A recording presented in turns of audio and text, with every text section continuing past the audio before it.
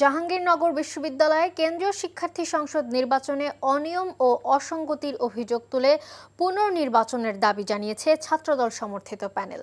দুপুরে বিশ্ববিদ্যালয়ের কেন্দ্রীয় ক্যান্টিনে ছাত্রদল আয়োজিত এক লিখিত বক্তব্যে এসব অভিযোগ তুলে ধরা হয়। তারা বলেন, নির্বাচনে কারচুপি, অতিরিক্ত ব্যালট পেপার ছাপানো, পোলিং এজেন্ট নিয়োগে বাধা, জাল ভোট প্রদান, বিশ্ববিদ্যালয়ের ফটকের সামনে বহিরাগত জামায়াত কর্মীদের অবস্থান, অমোচনীয় কালি ব্যবহার না করা এবং ভোট শেষ হওয়ার পরও কয়েকটি হলে ভোট গ্রহণের মতো একাধিক অনিয়ম সংঘটিত হয়েছে। ফলে এই নির্বাচন প্রহসনে পরিণত হয়েছে। তাই নির্বাচন বাতিল করে পুনর্নির্বাচনের দাবি জানান তারা। বান্ডেল থাকলে প্রতি সেনমানিতে টাকা বাঁচবে।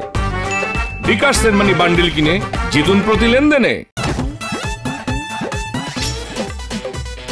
এতদিন শুনছি চান্দে অমাবস্যা লাগে, আজকে দেখলাম শুরুতে অমাবস্যা লাগে।